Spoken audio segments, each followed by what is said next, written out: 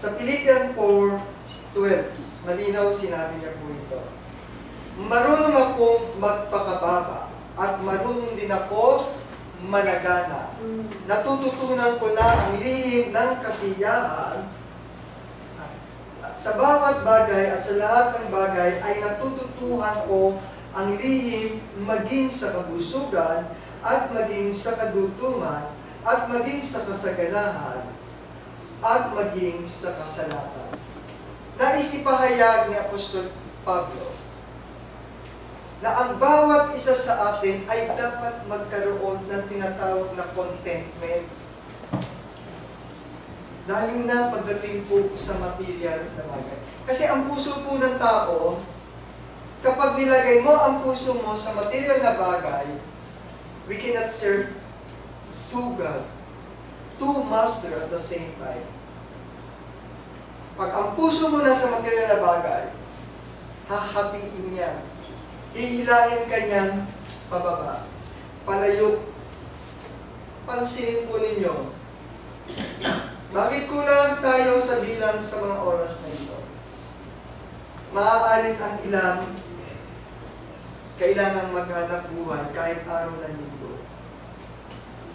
Nakakalungkot. Sige, naiintindihan natin pang material na pangangailangan.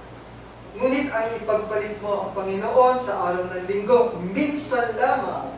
Sa loob ng isang linggo tayo dumadalo, 2 oras lamang po. May mga pagkakataon siguro na nararanasan niyo po ito. Bago tayo sumamba, Sabado pa lamang, ang daming mga hindrance na dumadating sa buhay natin. Maraming mga humihila para tayo ay hindi makadalo. Andiyan mag-aaway kayo ng magkakapatid o isa sa inyong pamilya. Andiyan bigla kang magkakasakit, hindi mo kayang bumangon. Andiyan bigla kang tatawagan ng boss mo o ng eskwelahan para ilayo tayo. Saan ba nakapaling ang puso mo at isipan mo? Kapag pinaling mo ang puso at isipan mo sa mga material na bagay, wala kang sa kawan ng Panginoon. Sa Philippians 4:12 po, dito pinapakita na kung paano ang pagpapakababa at pagsagana. Sinabi ni Pablo, ni Apostol Pablo, na natututunan niya kung paano maging kontento sa anumang sitwasyon. Pinapakita niya dito na kung siya ay naghihirap, masaya siya. Kung siya ay nananagana, masaya rin siya. Pero iba ang tao ngayon po kulang na yung savings ko, kailangan ko pang magtrabaho. Kulang pa yung bahay ko, bibili pa ako uli ng isa. Yung kotse ko hindi maganda, hindi model, bibili ako ng bago. Ang lihim na kasiyahan ay binihagi ni Pablo na ang kanyang kasiyahan ay hindi nakasalalay sa panlabas na mga kalagayan tulad ng yaman o kasalatan. Ang kanyang pananampalataya at pagtitiwala sa Diyos ang nagbibigay sa kanya ng lakas at kakayahan upang ipagpatuloy ang anumang kalagayan na mayroon sa kanya. At yun ang paglilingkod sa Panginoon. Kaya po ba natin yun? Nagagawa po ba natin yun? Yung tunay na pananampalataya at pagtitiwala sa ating Diyos.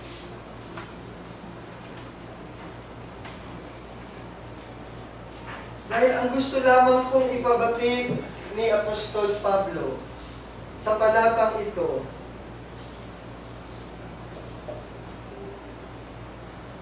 na kung saan ay nais niyang ipakita na ang lihim na kasiyahan o tinatawag nating contentment ay nakaugat sa kanyang relasyon sa ating Panginoon. Tanungin natin po yung mga sarili natin gaano ba kalalim ang relasyon ko sa ating Panginoon? Yung relasyon ng bawat isa sa atin sa ating Panginoon. Kasi kapag maganda ang relasyon natin sa ating Panginoon, confident ka. Lahat kaya mong gawin. Wala kang katatakutan kapag maganda ang relasyon natin sa ating Panginoon. Hindi yung atubili ka. Saka na ako maglilingkod, saka na ako sasamba, saka ako na itutuloy yung aking ginagawa dati. Lagi po natin isa sa isip na ang tunay na kaligayahan at ang tunay na kasiyahan ay wala sa mga material na bagay, bagkus ito ay makikita sa pamamagitan ng ating pagtitiwala sa ating Panginoon.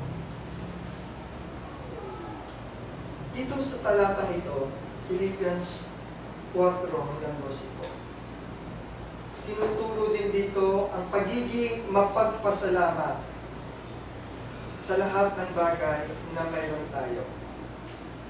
Maliit man ito o malaki. Simple man o magarbo. Ano ba po yung mga dapat niyong ipasalamat sa atin sa mundo nito?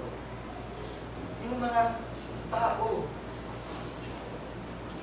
na bahagi ng ating buhay. Mabuti man sila o masama. Masingit po natin dito po sa unang Korinto 15:33.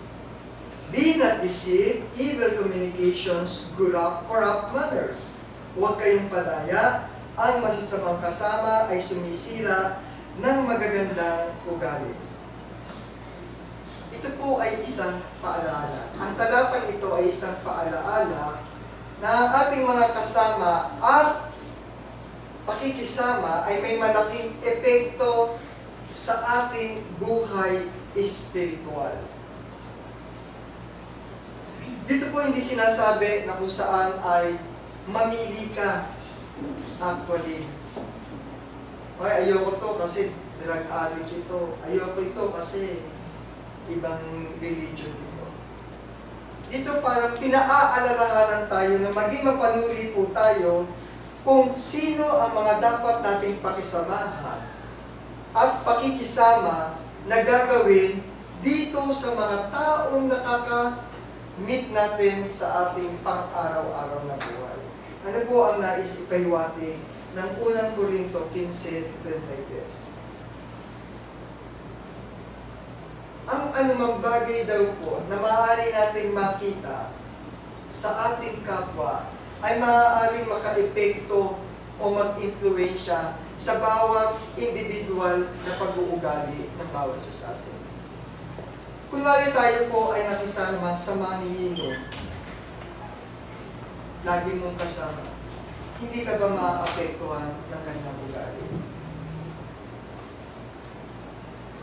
Sumama ka doon sa mga mananampalataya, hindi po ba magiging katulad ka niya o ikaw ay magiging iba? Kadalasan, sabi nga po, meron tayong kasabihan, tell me who your friends are and I will tell you who you are. Kung ikaw ay nakikisalamuha sa sanlibutan, gawaing sanlibutan ka. Kung ikaw ay kasama ng mga mananampalataya, gawaing pagsamba ang iyong ginagawa, ikaw ay magiging mabuting mananampalataya. Upang mapanatili ang mabuting ugali at pananampalataya, kailangan nating mag-ingat sa mga impluwensyang hindi maka-Diyos. At tiyakin natin ang ating pakikisama nga sa mga taong nagtutulak sa atin ay papalapit sa Diyos, hindi papalayo.